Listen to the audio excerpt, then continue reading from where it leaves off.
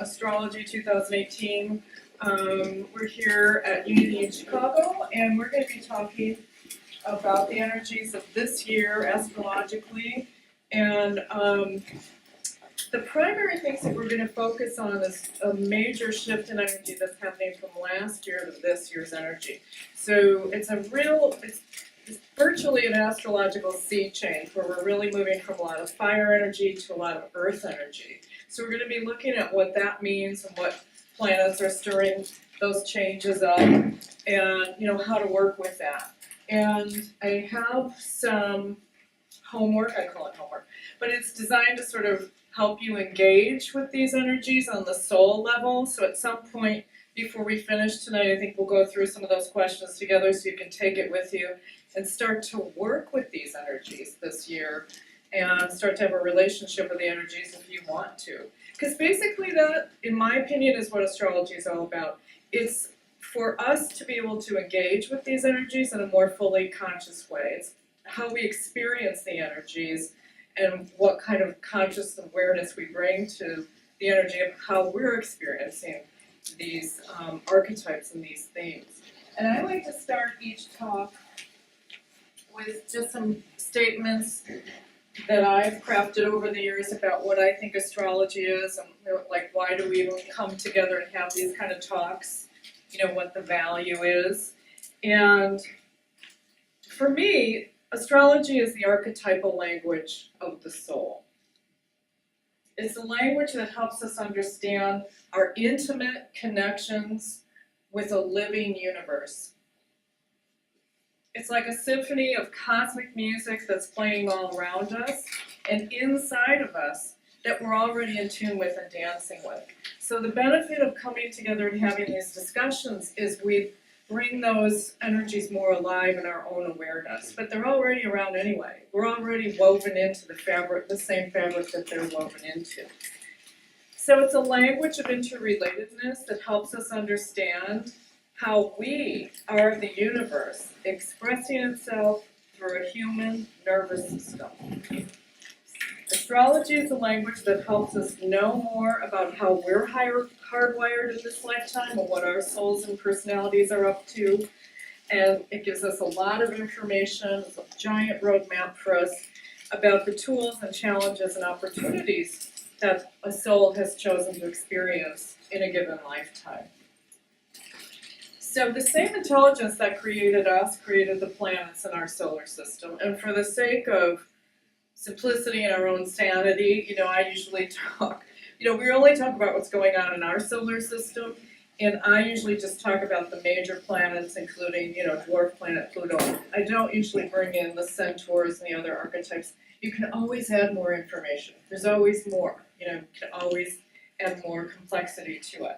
But for the sake of these kinds of talks where we have people who know quite a lot about astrology or people who know a little bit about it, I kind of aim for making this as accessible as possible. And for those who aren't comfortable with the terms or the language, just let it kind of roll off your back, because I'll often state astrology language and then I'll go on to discuss what I mean or, give examples. So each planet in our solar system represents various archetypes of human experience. And these are archetypes that have been observed over many, many millennia, going back to Babylon. And the planets are not in charge. Some people, I think especially, 75, 100 years ago, feared astrology. They thought, oh God, the astrologers think that the planets are going to make me do something, or that these energies are somehow fated to, everything's predestined or predetermined. And that's not accurate. That's not what I believe, and that's not what most astrologers believe. The planets function more like mirrors. So when we look up at the planets, it's like looking at a giant cosmic mirror. So if there are events and energies expressing here on Earth, we expect to look up and see the same dance going on up in the sky. But from the point of view of these massive archetypes reflecting bigger themes back to us. So that's why it's a language. You have to kind of get comfortable and familiar with the language and what those possibilities are that are expressing up there. And quantum physics tells us that everything is connected to everything else, and as it is above, so it is below. We hear these types of phrases. So the way that astrology works is when you are born, you breathe in your cosmic imprint of where the planets are in alignment with the constellations at the moment of your birth. So you breathe in a cosmic imprint for yourself for this lifetime. And that's how that energy is carried with you. But as you go through your life experiences, those energies can evolve. It's not just like, oh, I'm a Taurus, so I'll only always express my Taurus energy in a certain limited way. There's all different ranges of possibilities for expressing Taurus energy, but it's still within certain types of archetypes. It's not, Taurus energy is really different from Gemini energy or from Sagittarius energy, but there's a range there that can be explored and can be expressed. So when we talk about these energies, it helps us increase our awareness of our interrelatedness and raise our own vibration so that we can be expressing the energies for our highest good and attract more of the types of opportunities and learning experiences from the language that's going on out there. So does that make sense? Does that help everybody get a little bit grounded in the language of the soul? So this year, what we have going on, I've listed most of the key energies that are going on for this year, and again, we're going to focus primarily on the top 2 or 3, which is the planet Saturn, which has moved into the sign of Capricorn, which is an earth sign. That just happened on December 20th of 2017. And Saturn will be moving through the sign of Capricorn for about 2.5 or 3 years. That's how long it takes to move through one sign of the zodiac. And so it takes 30 years to move through all the signs of the zodiac. So the last time that it moved through Capricorn was around 1990. That's when it started, in 1991. Yeah, I think that's right. And then Saturn will remain in the sign of Capricorn until December 17th, 2020. Saturn also passed through Capricorn during the years 1959 to 1961. So it takes 30 years to come around, then 30 years to come around, and 30 years to come around. So when it changes signs, it's a big deal. That is a noticeable changing of the gears. And we're only a few weeks in now, and so that's why a lot of this particular talk is going to focus on the messages and lessons of Saturn and Capricorn, and then all the messages of Earth signs. Because we just had a new moon in Capricorn yesterday with a bunch of planets moving through Capricorn. So we're really just sort of getting oriented now in this new energy of, okay, Saturn and Capricorn, what's that all about? So we're definitely going to be talking a lot about that. And in May of this year, planet Uranus, which is even further out than Saturn, is moving into the sign. I need to figure out where I'm going to stand while we talk to you guys. Uranus is moving into Taurus, and it has not passed through the sign of Taurus since the period of time of 1934 to 1942. So it takes 84 years to go through the signs of the zodiac. So it's been 84 years since planet Uranus moved into the sign of Taurus. That's happening on May 15th of this year.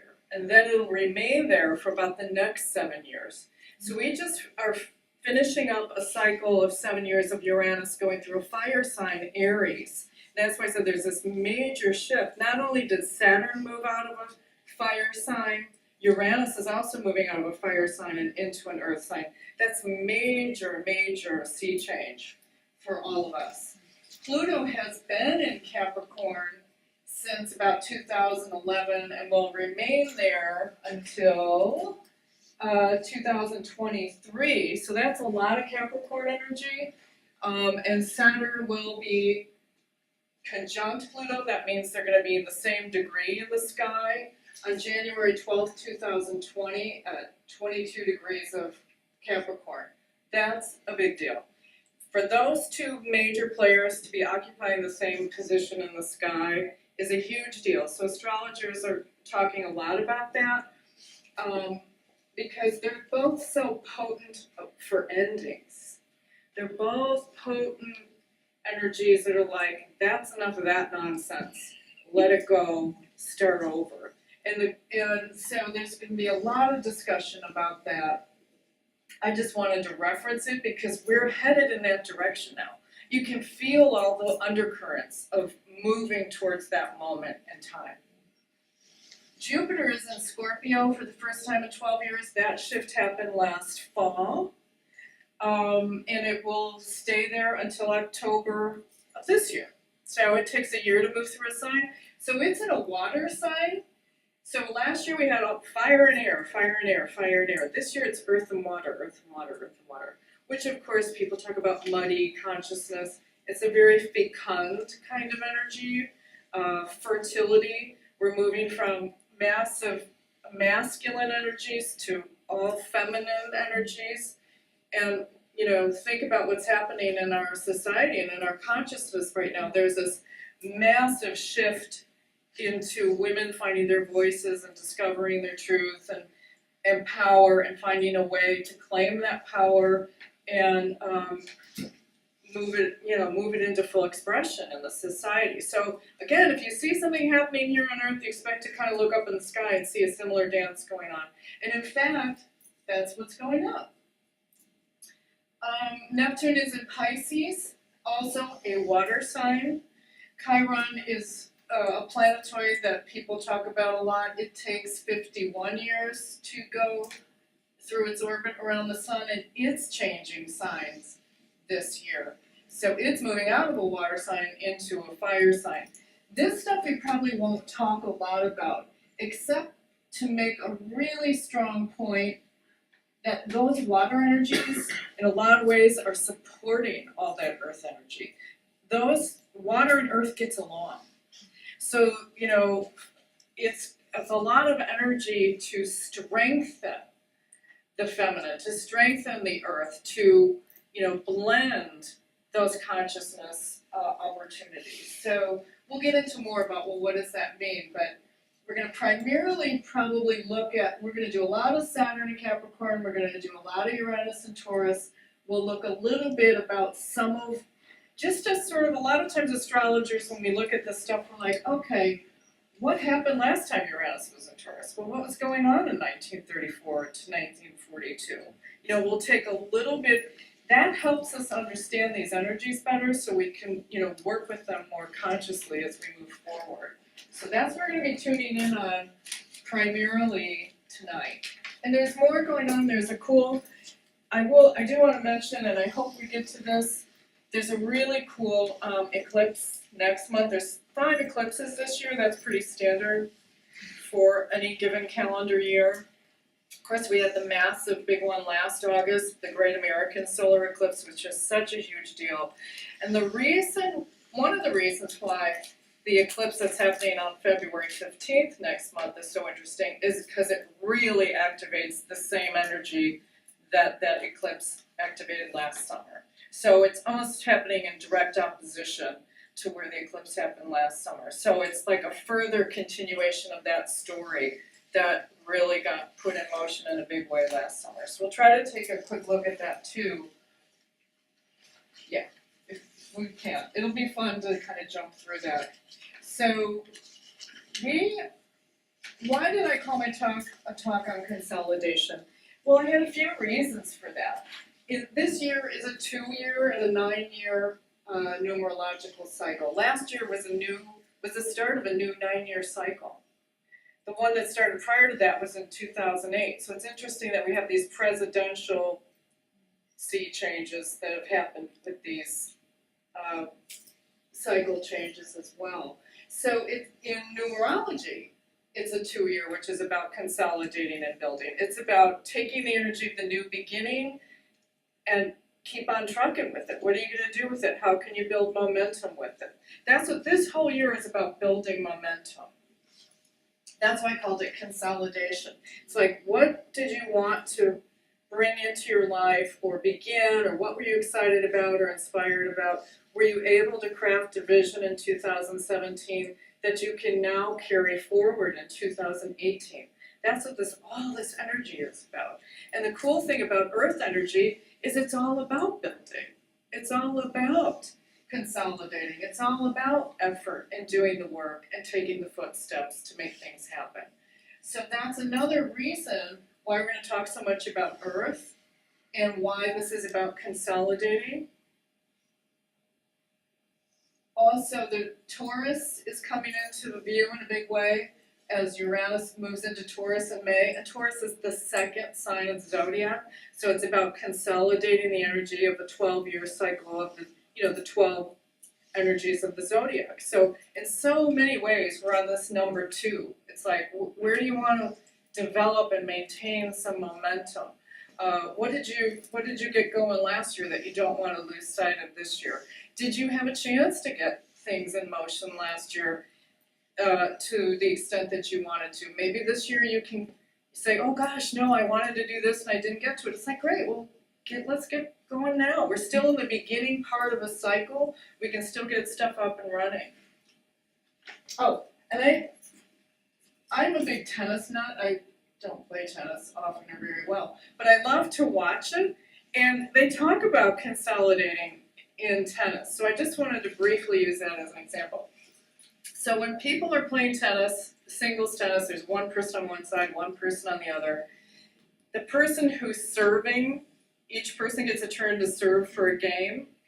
Typically that person is considered to have an advantage, like if you're serving, it's easier to win that game. And then they take turns serving. So if the person who's receiving wins the game, they say, oh, like if I'm receiving this person's serve, it's like I broke her serve. And then you'll hear the announcer saying, well, let's see if they can consolidate the break. Meaning, now you have to serve, can you hold your own serve and win 2 in a row? Otherwise, it's back and forth, back and forth, back and forth. One person breaks, the other person breaks, the other person breaks. So there's no momentum. You're not moving, you're not winning that set because you didn't consolidate your break. It's just back and forth, back and forth, back and forth. So that's, I don't know. Sometimes those types of examples help us understand what's going on. So this is the energy of last year, right? I don't think I need to say any more. This is the energy of last year, right? Sorry, this image didn't show up here, but here's some fire images. It's about creating, initiating, passion, inspiration. Oh, I need a vision. I need to feel inspired and excited and enthusiastic about my life. Let me get going. How come I don't feel inspired? We're very aware of what's not inspiring, what's not exciting, where we feel stuck. And we're moving to this. We're moving to Earth. We're moving to planning. I mean, look at the difference just visually in the energies. Earth is about building, nature, what's natural. And these, I don't know why this appealed to me so much, but these are 4 different views of soil through the 4 different seasons. So that's how Earth changes in its appearance through each season of the year. I mean, those are very different looking images from the fire images. It's real different energy that we're working with this year. So we're doing the work to manifest the vision, and it's interesting how people that you know in your life start to say this stuff out loud. So the difference between an earth sign and a fire sign is, the earth sign says, oh, vision schmision. Not everybody has a vision about what they want to do. Literally, someone said this to me, which was so funny. She was like, vision schmision, Therese. She's like, what matters is your willingness to show up and keep trying. That's the earth sign energy. It's like, okay, whatever, you got a vision. You may not have a vision. You may not always be in touch with your vision. For those who do, fantastic. Because now you can take it, you're like, no, I've got a vision, I know where I want to work for, what I'm applying myself towards in this life, and you go do it. But for those who don't, sometimes they suffer a lot, like, well, I don't know what I want to do, or I'm not sure yet, or it's not clear to me. That's okay, that's when you say vision. I just need to keep showing up and keep trying, and maybe just set some goals. I don't have to have this maybe massive, inspired, exciting vision for my life. I might have a few simple goals that I want to see myself make some progress on. That's a big deal. And a lot of times we start getting momentum around those goals, we feel better and that creates more momentum. And sometimes when we're in motion, when we're in process, the vision shows up. The inspiration comes. You know what? I'm moving. Now I'm not stuck. I've got some momentum going like, well, I think I'd like to try that. Or I want to try this, or I want to try that. So sometimes it is just that little bit of momentum, little bit of progress. That's earth sign territory. That's what we're all about this year and for the next several years, really. Also, I think this is important. We're going to be talking about Saturn, and I could just feel this year when this Capricorn energy started moving in. It's like, because we still have Uranus and Aries, that's still shaking things up the fire side. I'm like, there's something about just Saturn tests our faith when it's not easy to know what's going on. Jupiter is about the faith that we have when we feel happy and things are going well and oh my God, I love life and I can really trust that there's good things going on here. And Saturn says, all right, let's give you some tests, let's give you some challenges, now let's see how that faith holds up. So Saturn tests our faith when the going gets tougher.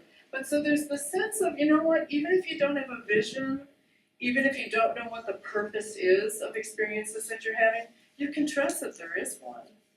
You may not know what it is yet, more will be revealed, as the saying goes. That's very real. We're really working those muscles this year. Those muscles up. There must be some reason for this. There must be some purpose for this in my life. Let me keep showing up and attending to this area of my life where I wish I wasn't having this experience. Sometimes those are Saturn lessons for us. But it's not for nothing, as my friends from New York would say. So the earthy approach of dealing with life is to keep putting one foot in front of the other. It often sounds and feels less glamorous. It's often less showy. It's the type of event where you wear your practical shoes, not your high heels. Last year was the high heels year. This year is like practical shoes. I want to be comfortable. I want to be able to work hard. I want to move through this and get through it more comfortably. You don't have to wait to feel super inspired. We ask that, but you can ask yourself, like, okay, well, what can I do? Where would I like to see some progress? Even if my life doesn't look the way I want it to, what can I do? How can I, if I, get moving or pick up on that idea I had last year and get it, what's the next step? So it's about consistent efforts. That's what Earth energy is all about. So there's a view of the road ahead from an earthy point of view. It's a very beautiful, earthy pathway that's calling us forward this year, which is different from the pathways from last year. So, the promises of the Earth's energy is that we can get a lot done.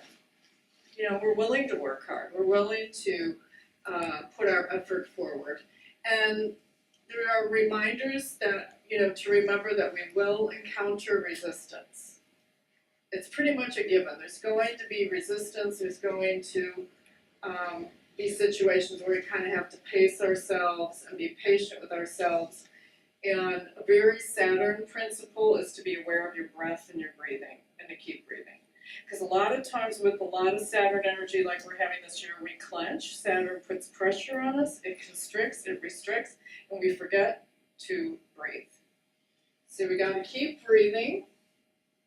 In the absence of a vision, set some basic goals, maybe around solvency, companionship, health, just 2, 3, 4 areas. Just name 1 or 2 goals and 1 or 2 simple steps you can take. This is how to create momentum in the Earth times that we have. And also, on a real practical way, if you're feeling stuck or, because sometimes in an Earth year, with all that's going on, we're overwhelmed with the to-do list or the extent of the things that we're facing. It's like, oh my God, this is a mountain I have to climb. It's like, great, can you break it down? Can you simplify it? What's the next step? It's very earthy. It's like, you don't have to do the whole mountain. What's the next step? not all at once anyway. Also, I think it's important what I've really been feeling lately is this notion. I think earth signs have trouble facing the fact that, you know, we're gonna make mistakes.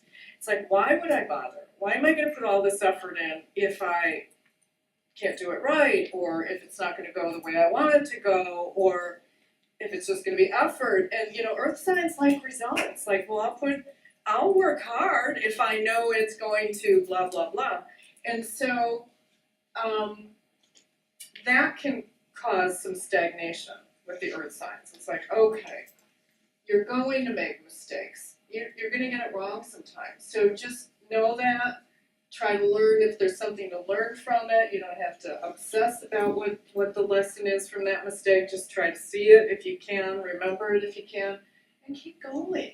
That's not always easy for earth signs. It's like, you know, they can get really discouraged about mistakes or moments where things didn't go right, or, you know, they can draw a lot of, you know, goofy conclusions about results, what the results were supposed to look like.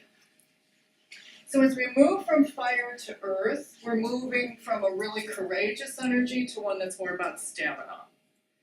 We're moving from sudden and wild and impatient energies to more steady and persistent energies. From, you know, hot and passionate energies to calm strength and determination. You know, does this, I don't know, sometimes that sounds like a relief. Like, oh, thank God, you know, like that I will be able to be more consistent, that I can connect with my own determination, that this is available to me. These are the resources that are available to all of us this year. So it's not so much about what you can show and what you feel inspired to do, but about your reliability, you know, your loyalty, your tenacity. It's moving more from a spiritual, just pure spiritual energy in terms of vibration to a more physical vibration. So you can tell it's really different, right, from last year, and from the last few years when we had a lot of fire energy growing. And then these are some more of the key words for earth energies and earth vibrations. You know, none of them is terribly glamorous sounding. Dependable, grounded, loyal, slow. And I think that's an important principle to remember this year, is to not push yourself to do things too fast. And to know that slow and steady wins the race. And to maybe chip away at your goals. You know, do something for 20 minutes a day, or, you know, a couple hours a week is how things are often going to get accomplished. It can be a very unyielding energy, really strong and determined. Certainly Capricorn energy is very methodical, very strategic. It's not as complicated, it's much more about being real, being clear, not so much clever, but trying to make yourself clear when you communicate, make yourself clear when you set your goals. They don't have to be clever, they just have to be real. They have to mean something to you. It's a very, you know, practical, pragmatic, or earth sign words. Now, the challenges of dealing with a lot of earth energy is that earth energies can get very set in their way. They can really stick to a routine. There can be a real stubborn resistance that we experience. You know, there can be stuckness, a lack of curiosity, just, you know, toiling away for the sake of getting something done and you don't enjoy it. It can be unimaginative, and it can be, you know, very stuck in dull routines, or, you know, just doing the same thing over and over again. So those are the, you know, some energies that we all have to be on the lookout for.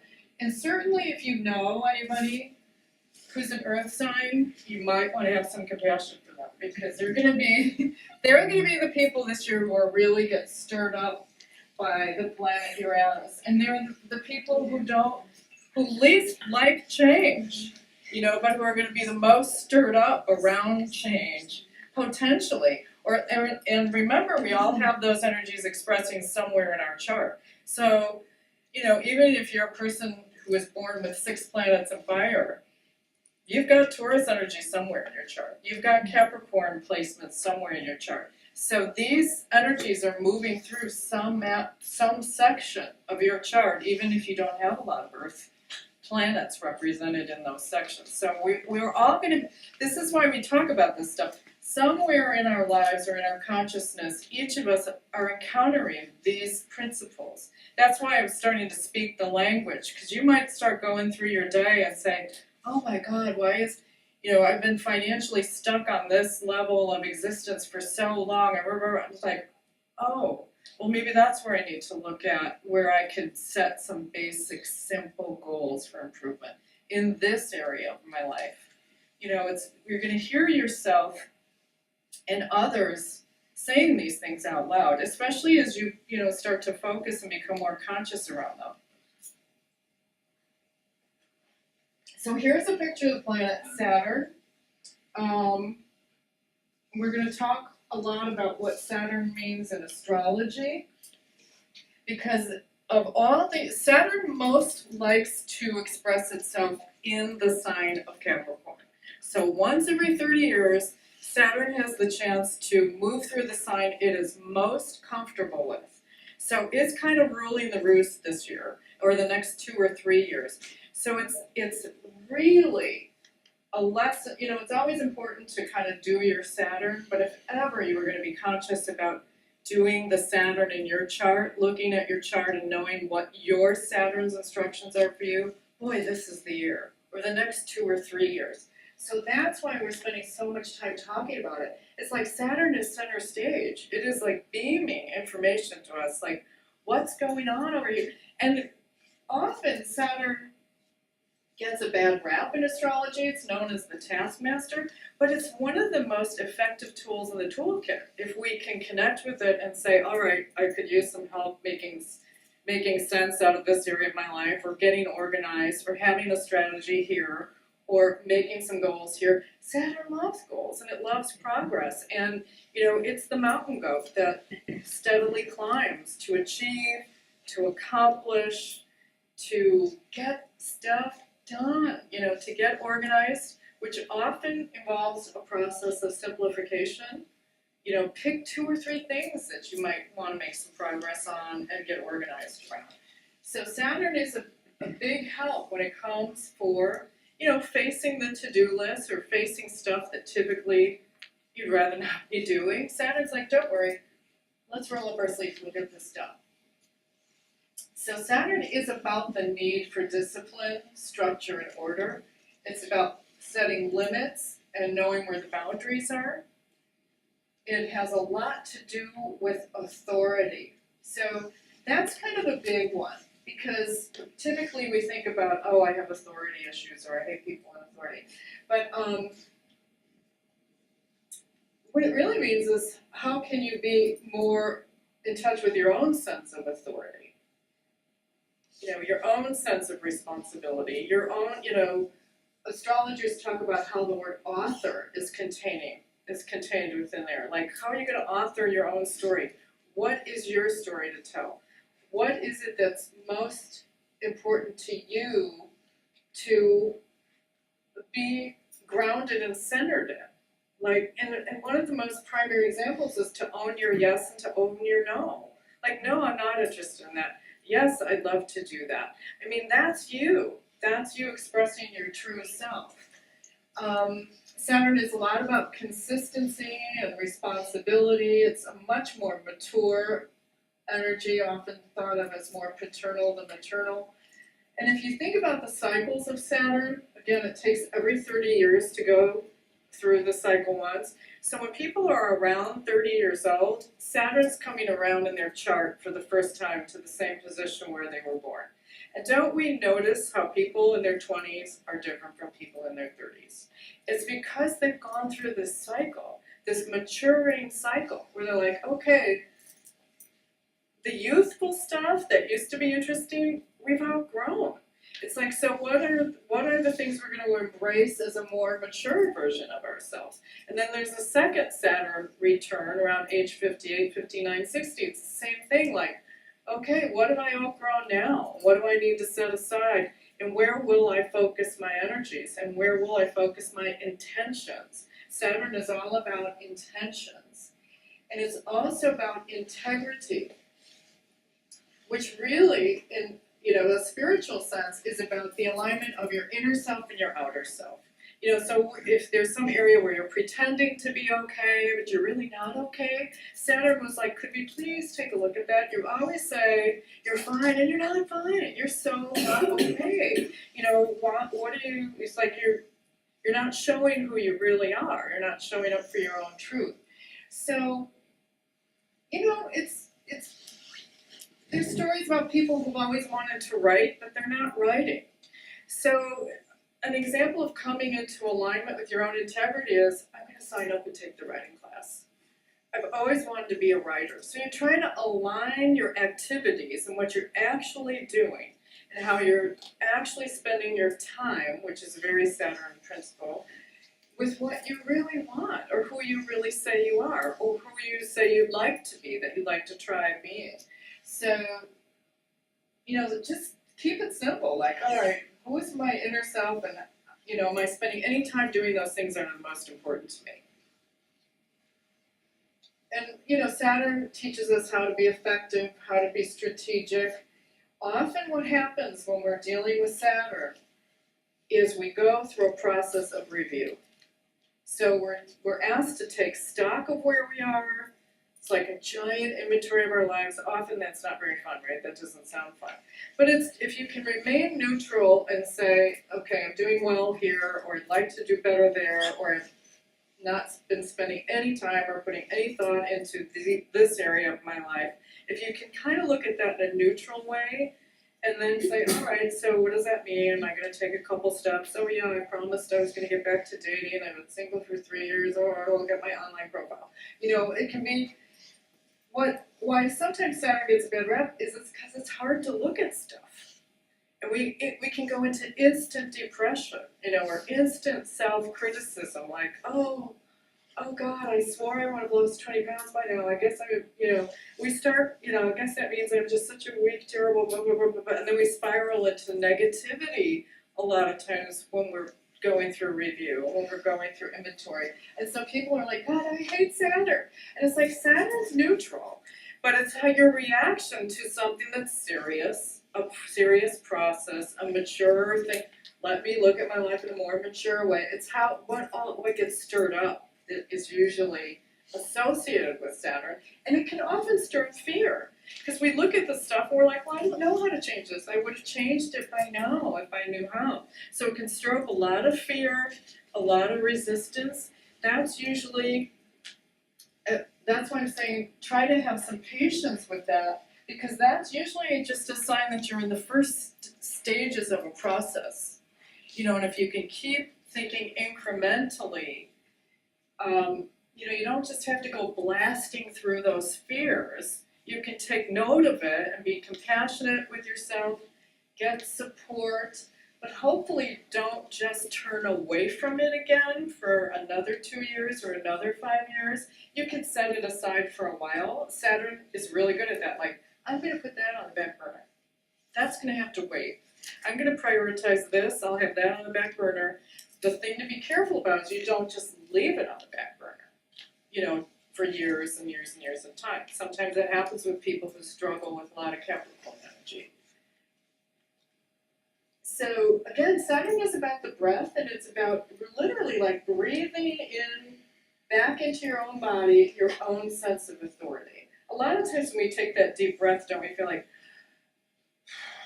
it's like, okay, I'm back. It's like I gave all my power away and I breathed back in, and now where's my power again? So literally working with the breath is a major Saturn exercise. Saturn is about results, so it's about showing you, well, you spent 20 years ignoring this part of your life, so guess what? Here's the results. Again, it's neutral. If you put a lot of effort and energy in, you get the rewards of that discipline. So again, people hate Saturn. They're like, it's Saturn karma. It's like, no, it's just the law of cause and effect. It's just showing you neglected this. Okay, so it needs some repair. Or you did well here. people who are very disciplined around exercise, it's like, oh, they got the muscles to show, you know, but they were there doing the work, you know, they were doing the effort. They had that consistent practice of putting the effort in. So these are the things. It was interesting. Saturn can resist, but it can also persist. It's the same. It can resist doing something, but then when it embraces and says, I'm going to do this, it really is persistent. It's really enduring. It really is like a great ally through various processes. Got a little technical. Hello from Saturn. Okay. Stuff that's good about Saturn is it really does help us focus the will. It helps us set intentions and follow through. It's like all of a sudden we're willing to do stuff that we weren't willing to do for God only knows how long. It's like, all right, I feel like going to the gym. Like, you know, you find yourself packing your gym bag. It's like, who's doing that? I couldn't do it for a year. Now all of a sudden I'm willing to do it. So there's a lot of that help there. It helps us develop. It helps us have discipline. It helps a lot to have a spiritual practice of some kind. So you could set goals around that. Like I'll start with 5 minutes. We'll see how it goes. Maybe, who knows, by the end of the year I'll be doing 20 minutes a day. And it's okay if you don't, but just take that journey. You will get the rewards. There's just that promise is there with Saturn. It's like if you do the work to focus on your breath, to find some time to be silent, to find some time for solitary space. Saturn loves solitary space. There'll be rewards for that, especially if you can do it consistently and you won't do it perfectly. You know, it's okay to just make gradual progress. And if you skip doing it for a whole week, great. Just pick it up again next week. Saturn's like, who cares about last week? Where are you now? Could you do 5 minutes meditation today? Yay, okay. You will get the rewards. And you will see the progress. And you will have momentum. Okay, so the other big player, are you guys doing okay? Because I feel like I'm whizzing through stuff. So I'm like, why do I have to take a drink of water? The other big player this year that we want to talk about is Uranus. And there couldn't be a more different principle from Saturn than Uranus. And even, look, it almost looks like a picture of Saturn turned on its side, right? Because it actually, in its own orbit, Uranus is like 98% tipped. And compared to the other planets, its orbit is backwards. So Uranus in our psyches, so Uranus is tipped over on its side with a tilt of 98 degrees. I think the Earth is like 23 degrees. It's often described as rolling around the sun on its side. That is not how any other planet in the zodiac moves. So Uranus is the weirdo, you know, it's our inner weirdo. Saturn loves routine. Uranus is like, I hate routine. I hate convention. I don't do authority. I make my own rules. And I don't wear clothes that match. And I'm going to turn everything upside down and on its ear and shakes things up. It comes through, it shakes things up, it releases tension and pressure that might be building up. And it often does that suddenly. Or, you know, so the truth is the tension and pressure usually builds up over time, over Saturn. But Uranus seems to come out of nowhere and boom, like, the car broke down. But, maybe something was wrong for a long time. So Uranus is about being original in your own chart, in your own life. It's like, okay, Uranus wants you to be yourself. And a lot of times we're following a script. We're following cultural or societal or familial roles that we don't even know. They were programmed into us at what stage of our development.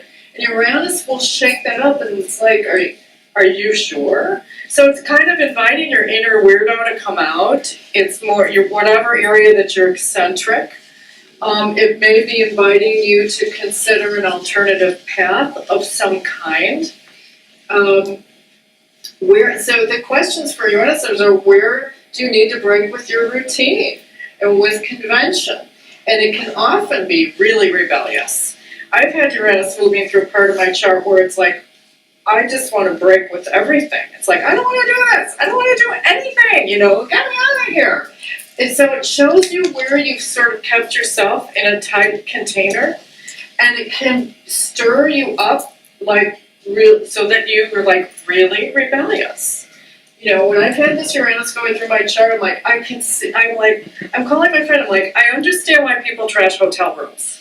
Like, this actually sounds like a very good idea to me. Isn't that a great way? I'm like, I could really release some pressure and get, you know, I need to release pressure.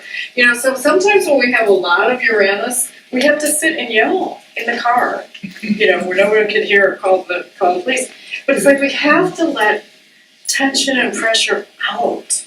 So, you know, when you feel that, you might need to consider how it's like letting steam out of the radiators. And sometimes just simple movement.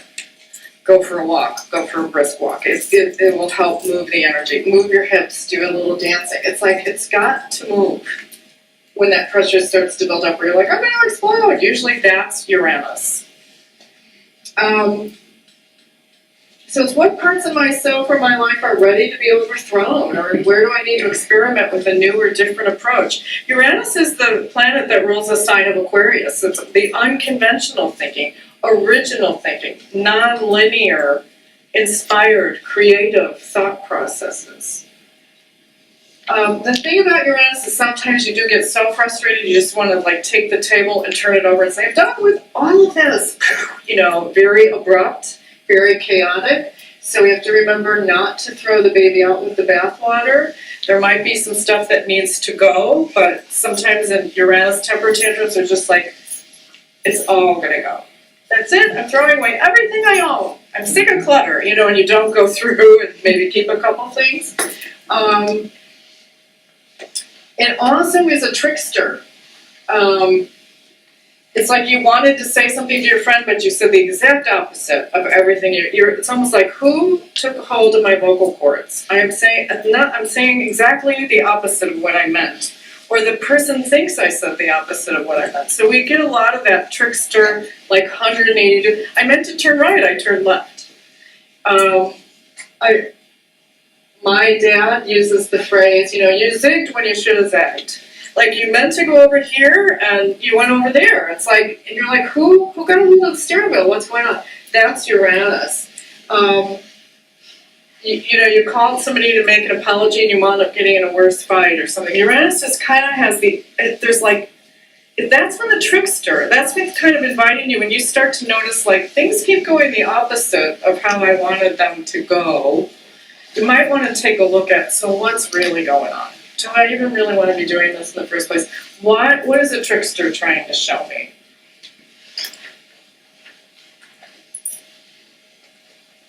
It can be really unruly and really unpredictable. So it cares much more about freedom, authenticity, equality, than following the rules.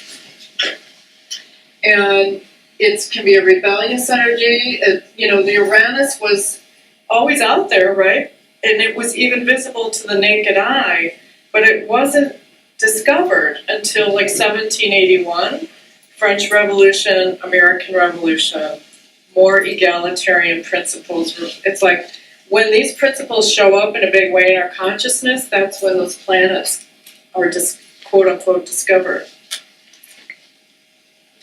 Uranus is much more concerned about groups, communities, humanity, brotherhood types of concepts.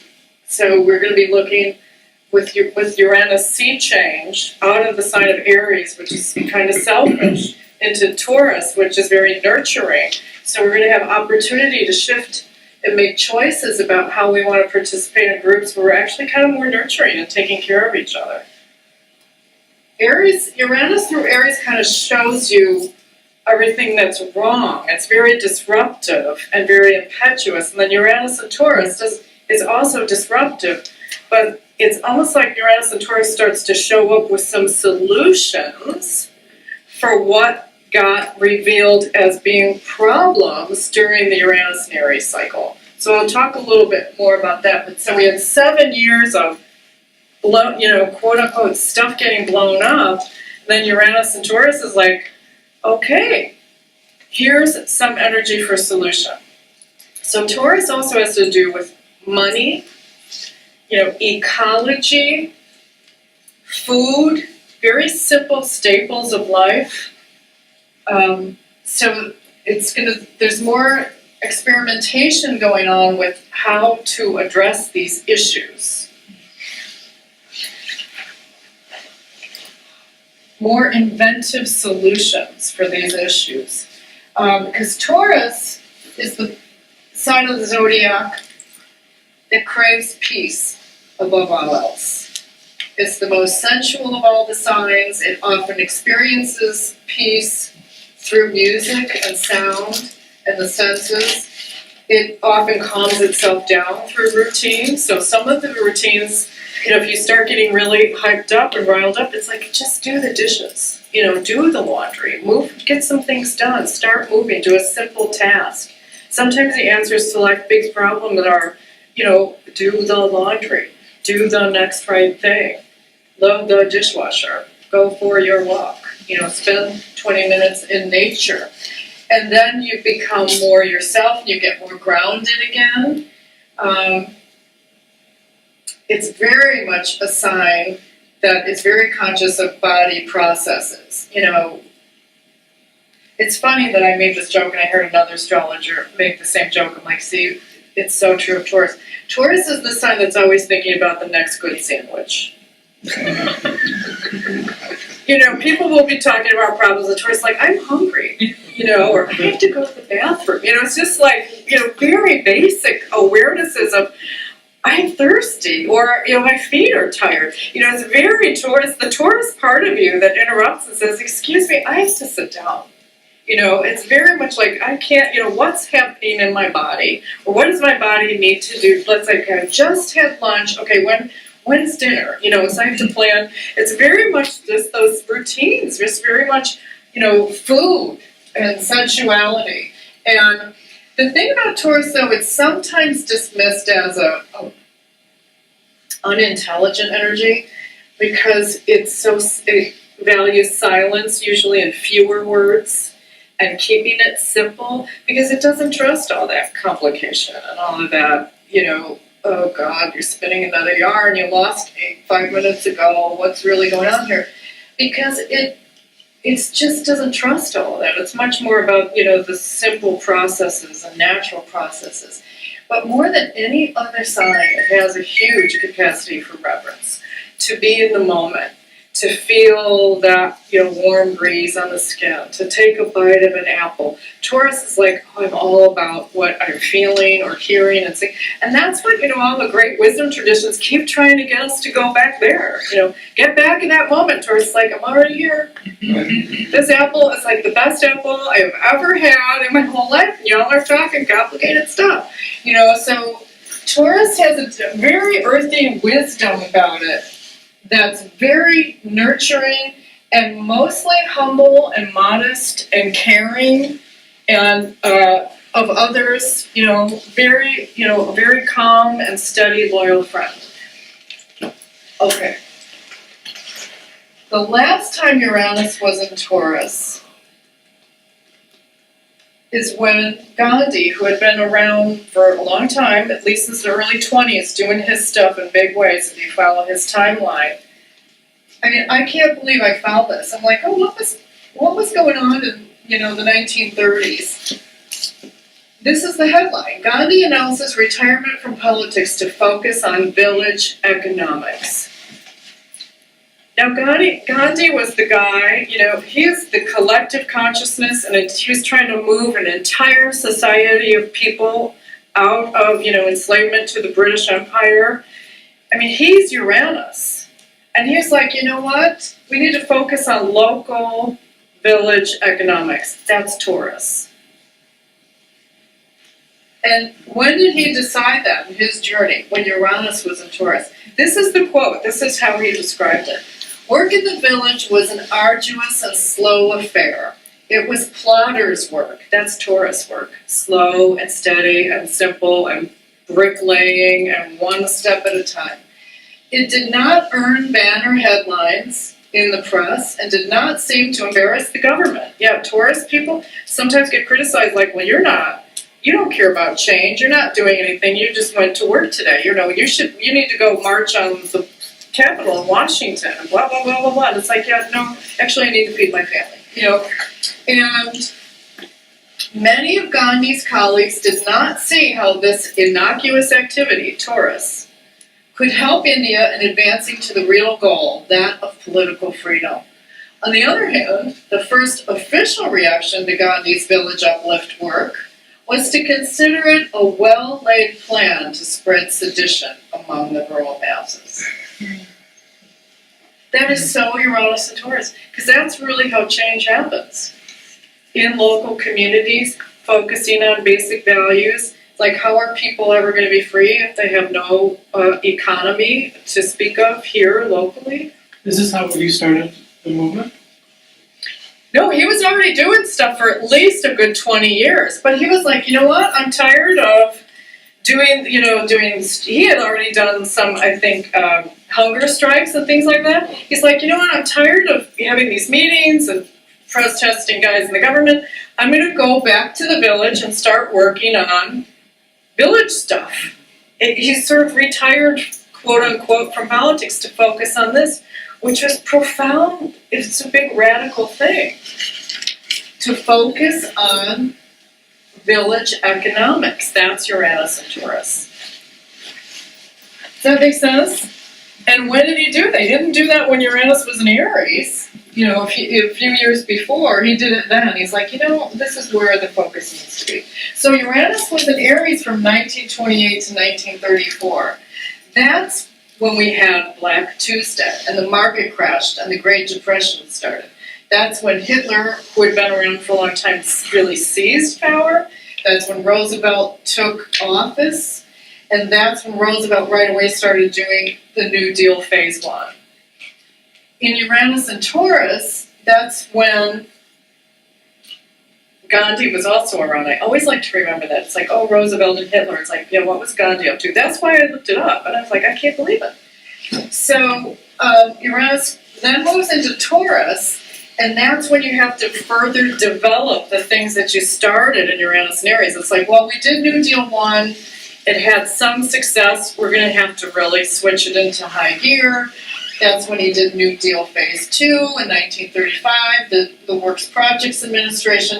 What was he trying to do? Solve big problems that got blown open. Uranus, just like lightning bolt, Black Tuesday, crazy stuff happening.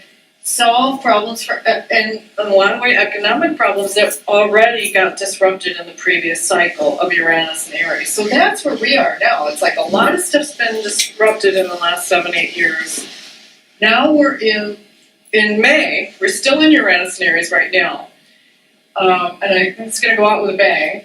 And in May of this year, Uranus shifts into Taurus, and it'll be there for 7-8 years. So I just wrote down a couple, just to sort of give us a flavor, what also happened when Uranus was in Taurus. Okay, World War II started in Europe in 1939. Then we came in 1941. And very much a Taurus thing is like, who are your allies? Taurus is a really loyal friend.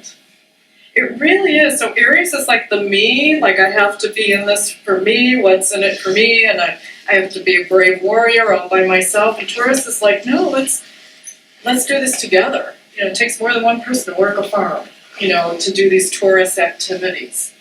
So isn't it, it's kind of interesting, right, that to see how these phases repeat and how things develop through the phases. The really cool thing also is that while Saturn is in Capricorn and Uranus is in Taurus, they're cooperating.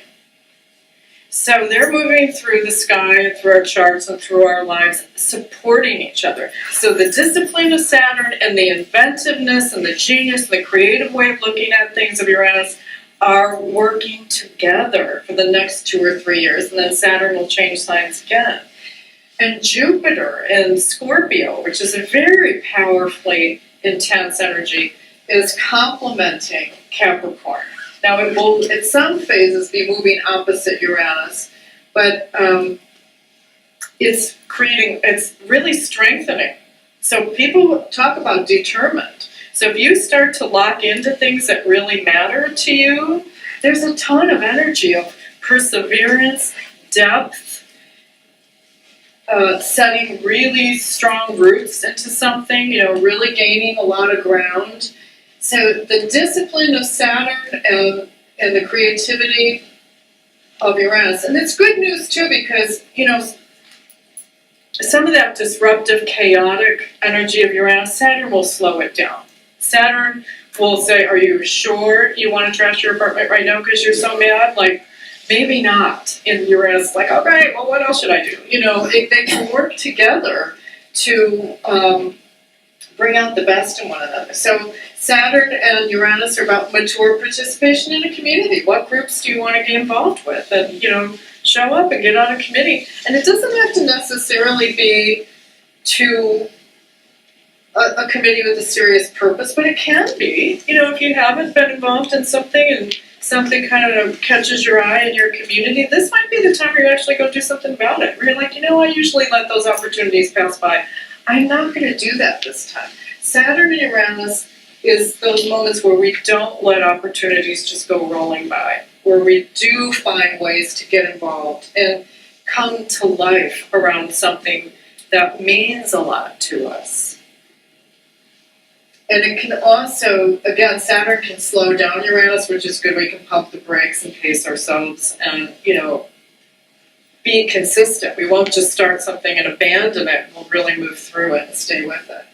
And so these are, thoughtful efforts to change, not just, Uranus would do any kind of change. Like, oh, I don't care, let's just overthrow something, I'm bored. And Saturn's like, well, let's think this through. Like, where do we really need to implement change and how do we craft a policy around this or a strategy, or can we have a process of experimenting and trying different things? And we get to apply all this in our own lives. It's like, well, I want a new job, but I don't know what to do. So it's like, well, could you try a couple things? It's like, well, how, and you could set time limits. You could try a part-time job for 6 months on Saturdays in addition to your full-time job, so you can see what it's like to work in that industry. So it's very much the two principles working together. And when I first did this list, I was like, I think this could be some way to help us secure the internet. We'll see what happens.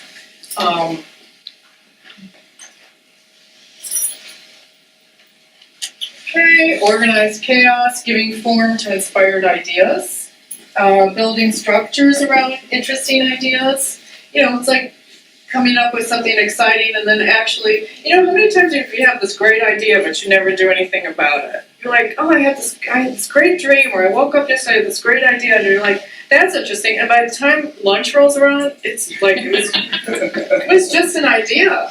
But when Saturn's there, it's like, I'm going to call my friend who knows how to, design these things, because I've got this great idea for a new design, or, you actually follow up with and do a couple of steps on the new idea or the new class or the new way of looking at things. Or, I wonder if I tried this, we actually try it.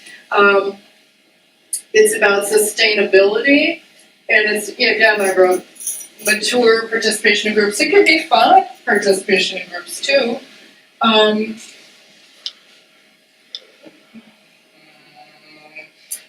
feeling like maybe we could let's look at next month's eclipse, because why not? Jupiter and Scorpio, I think I want to look at next month's eclipse. Can we take a small break, like 2 minutes or? Sure. You know, I mean, you can get up and walk around anytime you want, but yeah, if you want to come back in a minute, we can do that.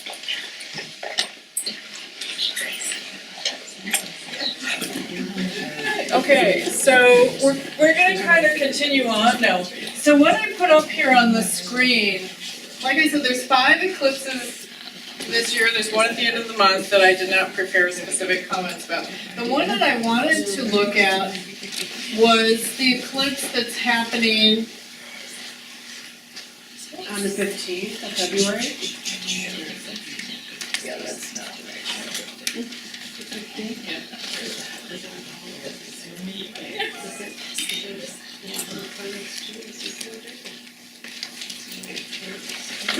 Here we go.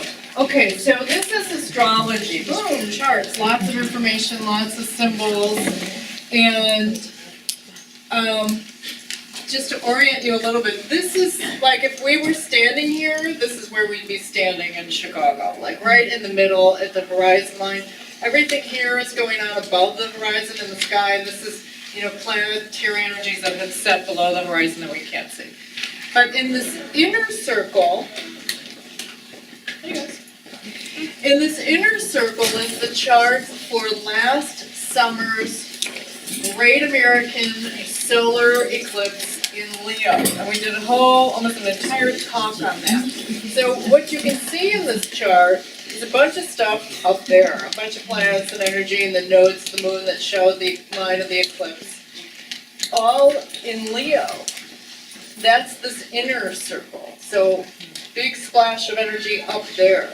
What's going on with this eclipse in February is there's a big splash of energy in here, in Aquarius, the sign opposite Leo, and the positions opposite that eclipse. So it's like really waking us all up to the energies and the moment of last summer, which was a giant new beginning for what are you expressing, what do you love, what are your heart's desires, and in ancient astrology, the Leo was the king. What's going on with the king? What's going on with leadership?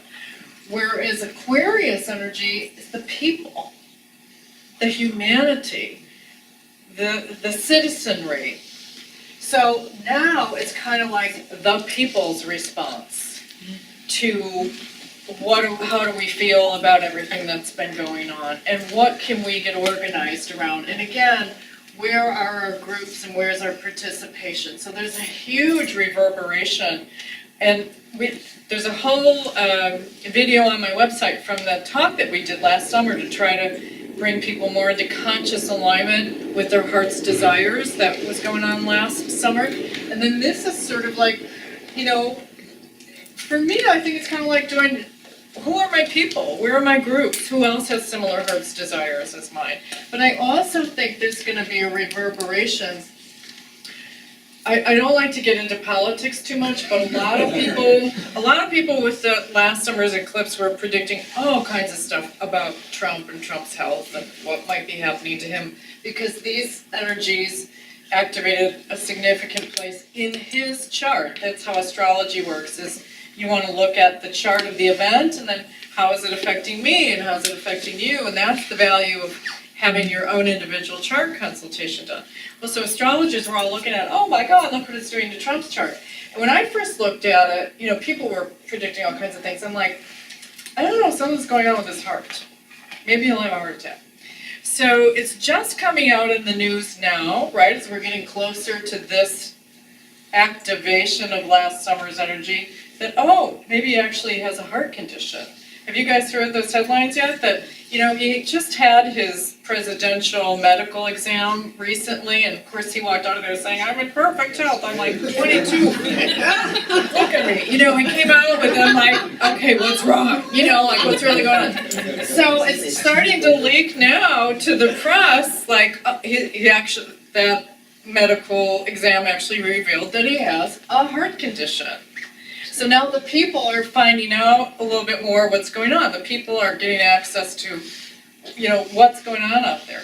And I hope, I don't like to predict stuff like this, but I'm like, it could suggest that, he might have a problem, like he could have a cardiac event or something along this time. But I don't like to get into that much kind of prediction. But it's definitely, do you see how the echoes are, how this stuff gets stimulated and activated? So what you would want to know is like, well, where's that going on in my chart? But in general, it's the people's response and community response, and where do I want to participate in a community? And I realized last summer that I had this heart's desire to be an actor. Maybe I'm going to get into a theater group or take acting lessons or be around other people who are doing this. Or I wanted to be an athlete or be more involved in music. So where are my groups now that I'm gonna be participating in this more? That would be, just sort of a general reactivation of that eclipse. So that's going on next month, and I think that's one of the juicier eclipses really of this year is next month. So I know a lot of people are talking about the one at the end of this month, and I think it's kind of, I didn't really look at the energy of that chart, but it's kind of just gonna send us forward into February with a little bit of a bang. There's a little bit of a momentum builder with that eclipse at the end of this month. Sorry to not have more prepared to say about that, but with astrology, there's so much to talk about. That's why I'm trying to stick to the big themes for the year, because there's so much to get through. And what I'd like to do is kind of go back to our discussion. We did that. You said Uranus was gonna be stopping in May? It's gonna be changing signs in May, and then it's gonna be in Taurus for like 7 years. So that's a pivotal time frame this year, because you're on May 15th, we have a new moon, and 2 or 3 hours later, Uranus moves into Taurus. That is a huge shift in momentum. It's a huge shift in consciousness. It's really, a new moon anyway is the beginning of a new cycle. And then to have a new moon sort of welcoming in a new lunar cycle, and then Uranus follows right behind it, it's like a huge portal opening, a giant, that's why I'm spending so much time talking about these two things of Saturn and Capricorn and Uranus and Taurus. It's a giant shift in energy that's gonna be, we're gonna be working with these themes and these energies for 3 years, 7 years. That's why I'm just like really trying to be thorough about looking at these. Plus thorough is a Saturn concept anyway. So I will mention that Jupiter is in Scorpio. I talked more about Jupiter square Pluto last January in 2017. So Jupiter is a planet, Pluto's a dwarf planet, and all of last year they were in a challenging relationship. So Jupiter and Pluto were stirring up stuff. Jupiter makes things bigger, Pluto is power. And so I talked a lot about, we're gonna see abuses of power. We're gonna be looking at issues of corruption. We're gonna have secrets come out into the light of day. We're gonna be demonizing people like crazy, and in what area? In relationship stuff, Scorpio and Pluto have to do with sexuality, taxes, death. All the taboo stuff was getting stirred up last year in a big way by the relationship of Jupiter and Pluto. Power, the misuse of power, hidden uses of power. And when that energy sort of subsided, then Jupiter, the planet itself, switched into the sign that's most like Pluto. It switched into the sign that Pluto knows the most about, which is Scorpio. So all of that happened last fall. So like now Jupiter's in Scorpio, and that's when one by one, all of, Weinstein, Charlie Rose, Matt Lauer, all these men who'd held power for so long but weren't using it scrupulously, started coming to the surface. In the Pluto domain, in sex, in abuse of sexual power, and in misalignments of that kind of authority. So I didn't want to talk too much about Jupiter and Scorpio, but now, what did we notice? Now Saturn went into Capricorn in December 20th. Okay, a couple weeks later, 3 weeks later, a month later, we start having the award show. What do we have from Saturn? A really disciplined, adult response, where the women who have power are saying, let's do something about this, let's get organized around it. So whether you're a fan of any of this or you've got opinions about it, you can see Saturn saying, we're not going to let this opportunity go by, we're going to take our authority, we're going to take action, we're going to get organized, we're going to try not to just demonize everybody, but we're not going to let this stand. we're gonna start showing up as a presence in a different way at all these, come on, those award ceremonies are they're trivial stuff. So they took it out of the domain of Leo, fiery, showy, what dress are you wearing, what are your high heels, what are you doing? All of a sudden, at the award shows, it's who is your guest? Well, I'm bringing the woman who started the Me Too movement, and Emma Stone. I'm here with Billie Jean King.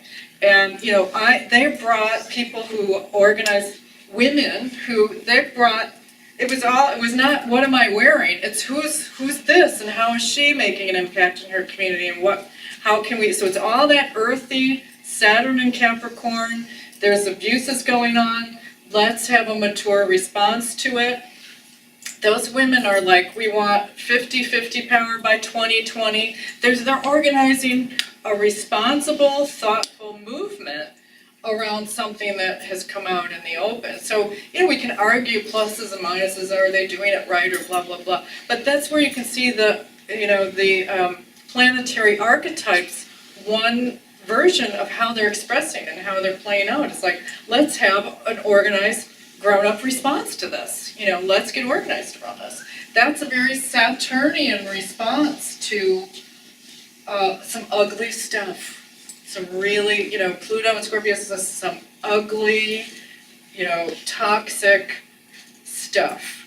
And so some things that you may notice in your own life this year is where you can be ugly, where you can be jealous, you can be vengeful, you can feel competitive. And it's not useful to say, oh no, I don't hate that person who got that promotion other than me. I mean, you have to be like, I want to kill her.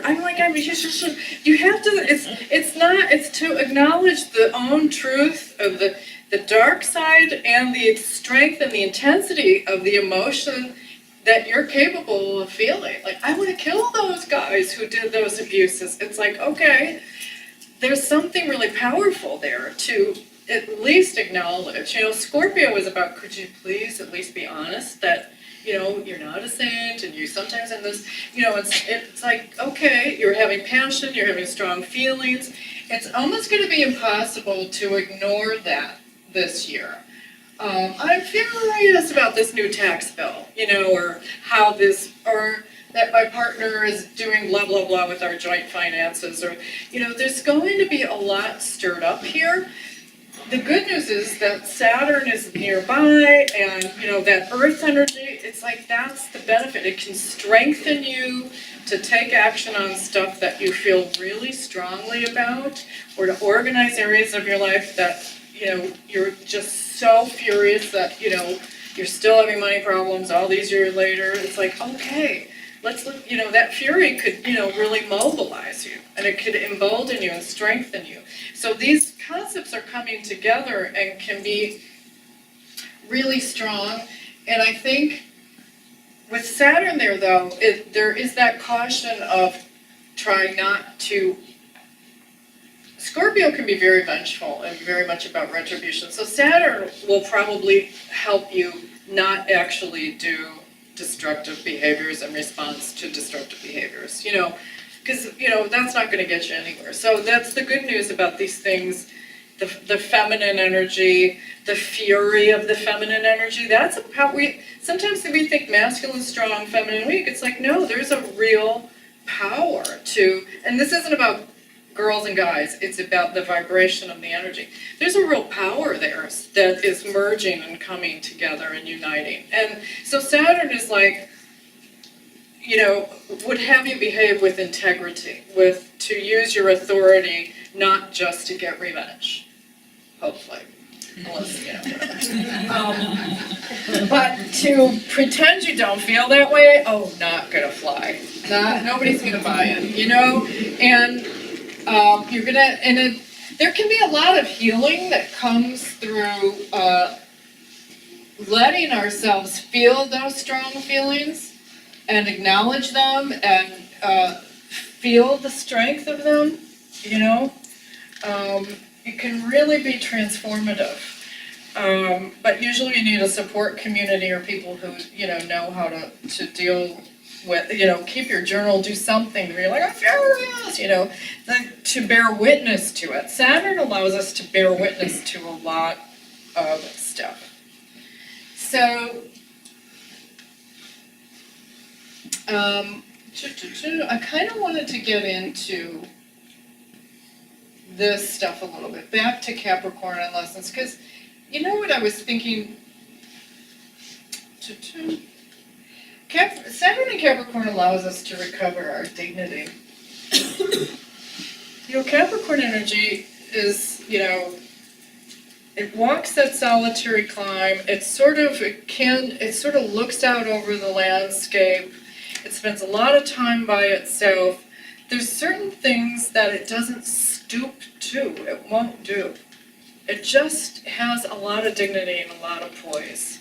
And I was thinking about Dr. King. We just celebrated his birthday.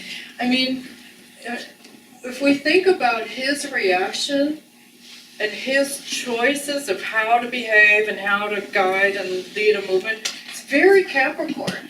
Even when he was furious and speaking about people that he openly, correctly called vicious racists, it was just an open, correct description of a person's behavior. It wasn't, that guy's and I'm gonna rip his and he's gonna, and it wasn't personal. It was a correct and accurate description of what he was bearing witness to. Someone was speaking viciously or with racist intent, and he just simply said, this is vicious racist language. This was a man who chose over and over again to be respectful and take the higher ground and to bear witness and call them out. Capricorn observes, it witnesses, it's like the grown-up on the playground, like, I see you over there, Billy Thornton beating up Andy, I'm gonna call your mother, I'm not gonna, like it's the person who, in a very adult way, says, I see what you're doing. And so you kind of have to, it's not about judging everybody else, but it's about standing in your own authority and kind of keeping your own self in integrity so you have the authority to be a responsible adult. It's like, I'm not beating anybody up. You know what I mean? You have to keep your own side of the street clean so that you have credibility to say, I see what's going on over here. So it really kind of, that's where the integrity has to come from. It's like you can't be pointing fingers at everybody else. If you're called, you know what I mean? If you're going to call that guy a name, then you're part of a problem. Do you know what I mean? It's like you kind of have to be in integrity and alignment with yourself so that you can bear witness and, when necessary, speak up like an adult and behave like an adult and intervene respectfully, perhaps. But it's kind of like how Dr. King did and how Gandhi did. I mean, Gandhi wrote a letter to Hitler. He called him, he welcomed to the brotherhood of man. He wasn't saying, calling him names, but he did say, you're doing some monstrous behavior. Do you know what I mean? It's an interesting letter. You can hear the whole Uranian, we're all in this together, and so, what you do affects me, and what I do affects you, and I want to invite you into the brotherhood instead of singling you out or castigating you or rejecting you, because that's not going to get it done either. So, I mean, I'm not saying, I'm just trying to give voice to those archetypes so you can see how they were expressing through certain people. Does that make sense? It's very stoic, there's a lot of dignity to it, and it doesn't mean we should all just stand by stoically. That's not always the adult way to respond, but it does offer us an opportunity to recover our own basic humanity and our own essential dignity. It doesn't mean we have to, I think the notion of what is respectful gets to be looked at too. It's not necessarily, it's not always polite. So I didn't mean to open a can of worms about that, but it's more about, where you talk about the behavior, not the person. It's like you're behaving in a way that's not acceptable. This isn't okay. Instead of demonizing the human being who's doing the behavior. That's respect. It doesn't mean you have to be polite about it, you know what I'm saying? We have to be careful about some of this stuff. But I wanted to look at that, because I think, you know, Capricorn and Saturn get such a bad rap, but there's a lot of dignity that can be available for each of us. You know, and some days you may be the one who maintains your poise while I'm getting a little hot under the collar, you know what I mean? And sometimes I might do that for you, you know, we might take turns doing that for each other. So,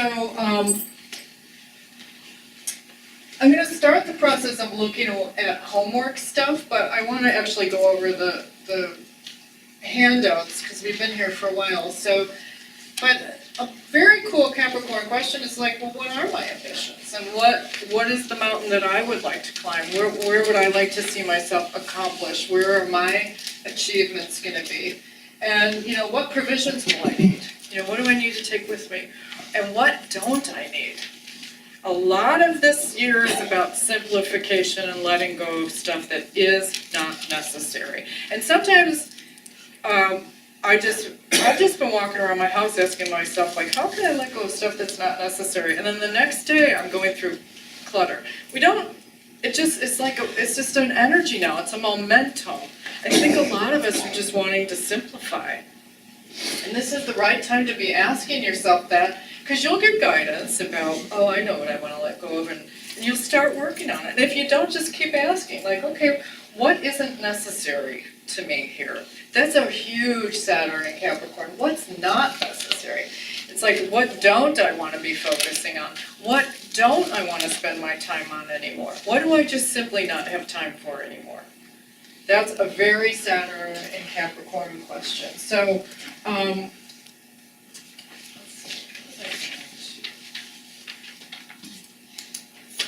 gonna pass out the homework questions for us to be looking at, if you could just pass those around. And I wanted to share why a couple of these questions are on here, or a couple of these references. It's funny, when I got here tonight, someone said, did you see that movie with Battle of the Sexes? It's about Billie Jean King. I'm like, how funny, I was planning on making a couple of Billie Jean King remarks tonight. And I walk in and somebody asks me that out of the blue. And the reason I thought of Billie Jean King today is because she has some famous comments about dealing with pressure. And Saturn is pressure. It puts pressure on various places of our lives to test them. So it's very likely that, you know, and if your life is, if you're in integrity, you've got things pretty well shorn up, you don't have a lot of clutter, there's not, you know, you keep up with yourself, kind of lean and mean in a lot of ways, then, you know, you probably have some tests and you're like, I'm good to go, everything's great, you know, keep on trucking. Some people do pretty well at keeping up with themselves, and they live in alignment with themselves with a lot of integrity. Most of us, you know, some ways we do, some ways we don't. So in various situations, whether it be various relationships, work relationships, habits of spending, habits of food and how we take care of ourselves, how we spend our time, we may have been getting sloppy. And so Saturn's going to come through and put pressure in those areas or in those relationships or in those situations to test them. Say, how is it going? And if it is not meant to stand, it may not. But the challenging part sometimes is just dealing with the pressure we're feeling. Like, we want to take a risk, but we have to confront fears to get out of our comfort zone, and we can literally be like, this isn't worth it, I don't want to do this, oh my God, and we get so nervous and so scared we start shutting down, and we contract and we restrict because it's too much Saturn. But Billie Jean King's famous quote about pressure is that the pressure is a privilege. It's a privilege of being in that situation and wanting to raise your game or having worked hard to take the next step. And so if we could view it as a privilege, it can often relieve some of the pressure. like, oh yeah, this is a good thing that I'm feeling this nervous. You know, Bruce Springsteen, the same way, he would talk about how he would feel before a concert, and I feel nervous and I get sweaty and I'm all hyped up and I can't stand still and I break up in a cold sweat and it's hard to breathe. And he's like, that's how I know I'm ready. Another famous singer was like, I feel nervous and I'm gonna have an anxiety attack and I'm panicking and I had to cancel my concert. Because of the interpretation about this can't be good, this can't be. Now, I'm not saying, oh my God, I'm not saying, oh, don't do anything if you're feeling nervous or anxious and y'all are gonna have panic attacks and blame me. Like, you told me not to do anything, It's like, but to consider, it's more like, how are you gonna work with yourself? The pressure is a privilege. You've earned the opportunity to raise your game. So get support, call somebody who's like, I'm so nervous or I'm so scared.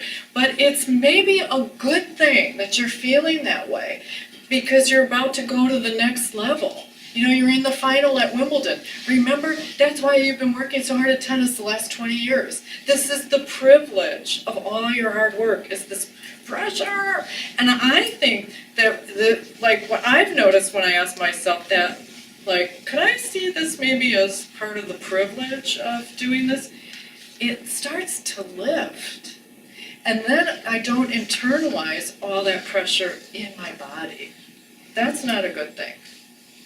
But, if we could be the Bruce Springsteen, maybe this means I'm ready. Maybe this means, I'll be okay. I'll get out there and I'll start moving through this and the pressure will lift. Maybe it's not a sign that I'm not supposed to be doing it. So it's something that's worth looking at. And then also, so I was thinking about her with pressure and privilege. That's her famous quote that she would, tell young tennis players that she was working with. Because they'd be complaining oh, all this pressure. And she's like, the pressure is privilege. It's like, oh yeah. She recently, in the last couple of weeks, talked about a very Saturn, she was speaking her Saturn out loud. The National Tennis Center in New York is named after her, the whole complex. So I think it was about 10 years ago they voted to name it after her. And thank God, they could have called it the Dunkin' Donuts New York Tennis Center, like some corporate, the Starbucks National Tennis Center, a lot of facilities are named after corporate enterprises, right? Who's the money? Who's financing this? They actually got it right and they named it after her. And so she recently said, she's like, I walk in, I see my name, and I feel so responsible. Saturn. She's like, that has my name on it.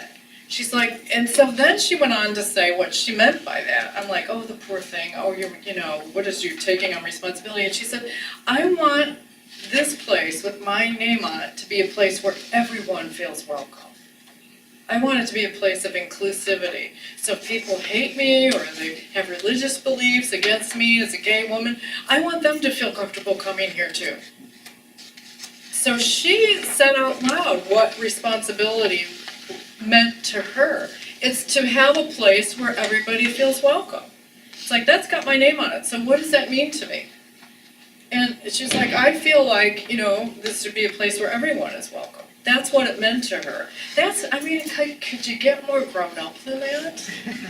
Could you get more dignified than that? Could you get more we're all in this together, and even if you kind of think I shouldn't have a right to be this way, you can still come to my tennis center, and I want you to know that's okay.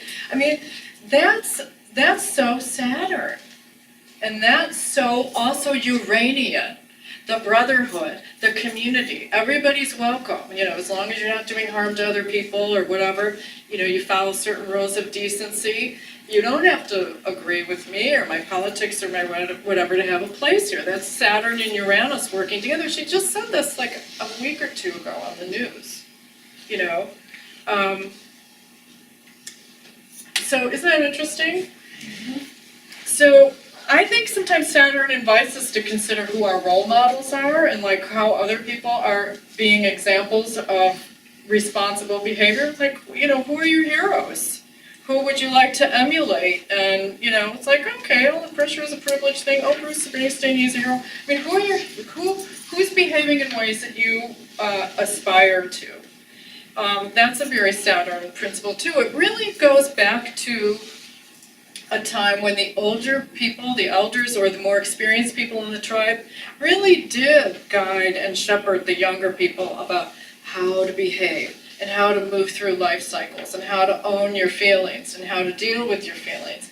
And, you know, what's an appropriate response to certain situations if somebody's trying to pick a fight with you, or, you know, what's an appropriate way for men and women to act. You know, we've kind of lost a lot of that natural way of being in a community that, you know, the elders kind of pass on some wisdom that hopefully isn't toxic to, you know, other people in the community. You know what I mean? Like, it's like, this is how you do it. You know, this is how you move from one cycle to the next. So it might be useful to say, all right, who's doing things in a way that, you know, inspires me, or who's my role model, or how can I be a role model? And are there people around me that I'm not paying attention to what my behavior is modeling to them?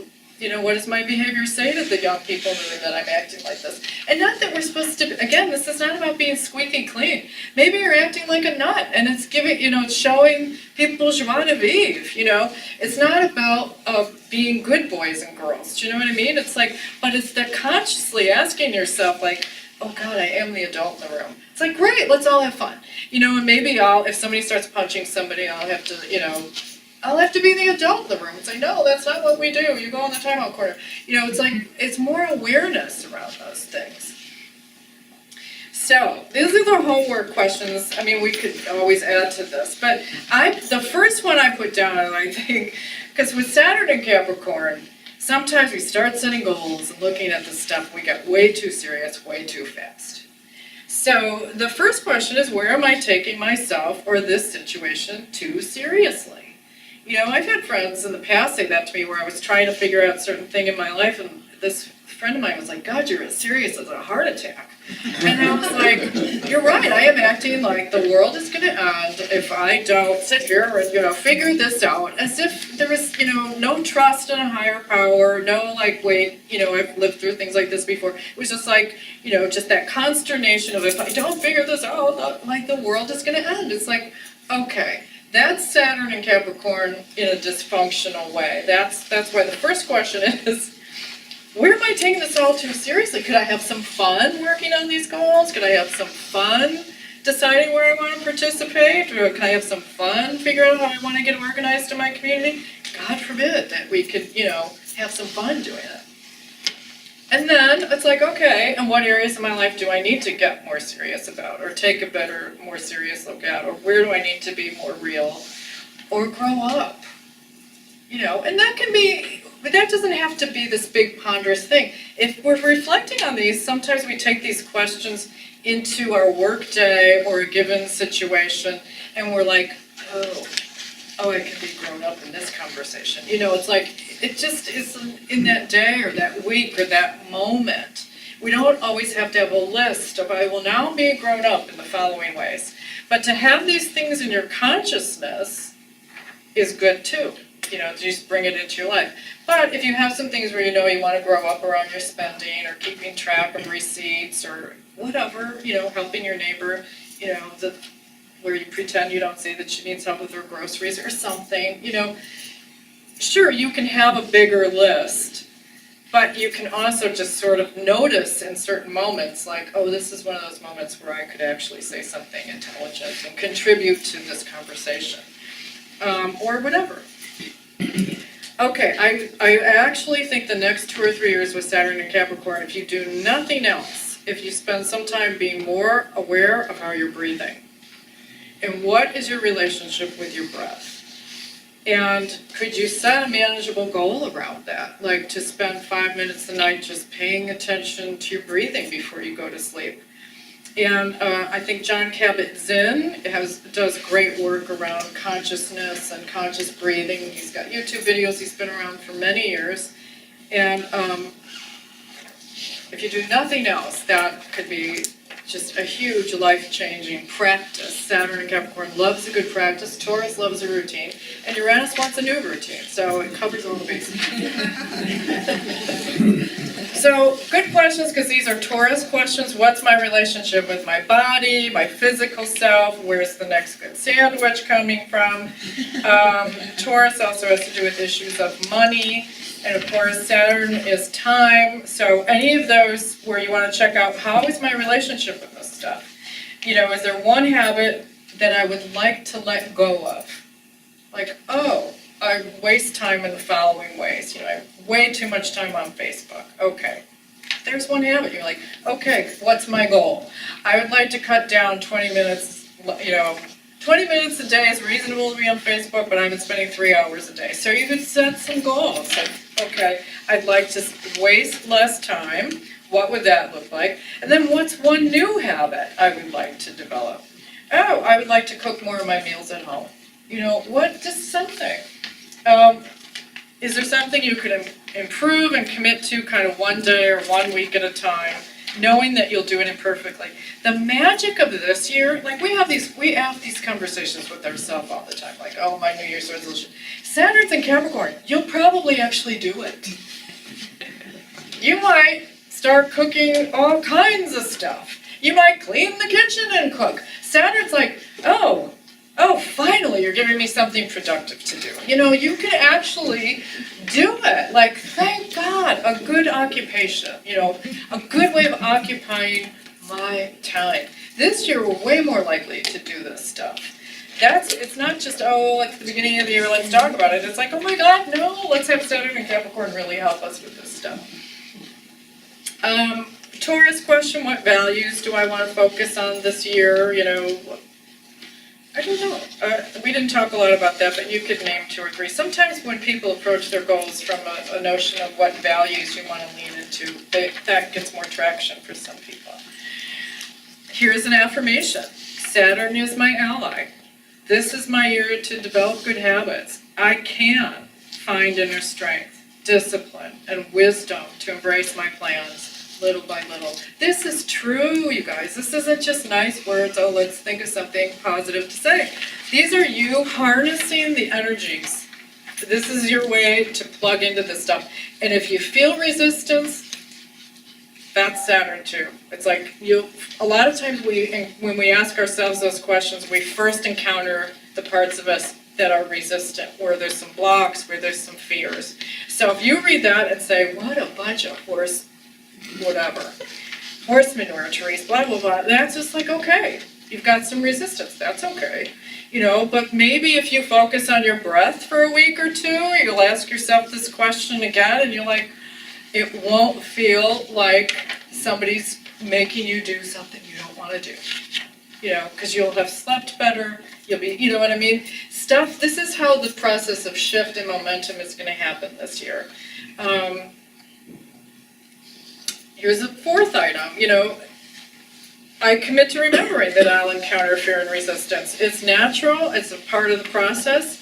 I have put a meditation on my website that is specifically a practice of how to connect with the place in your body where there's no fear and how to have a relationship with that. It's like a 15-20-minute meditation. It's actually, if you cut your body in half horizontally and then vertically, the intersection of that place, when you very gently, don't try to force yourself to concentrate on it, just allow your consciousness to go there, no fear.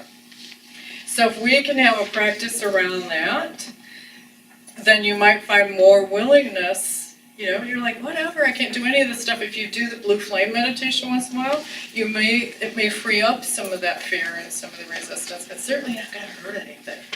It's like I find I move through my day differently when I do it, or a couple days later, something that would have freaked me out or I would have been tense about, I'm fine with. Like I make a different choice, I can pivot, I can do something different.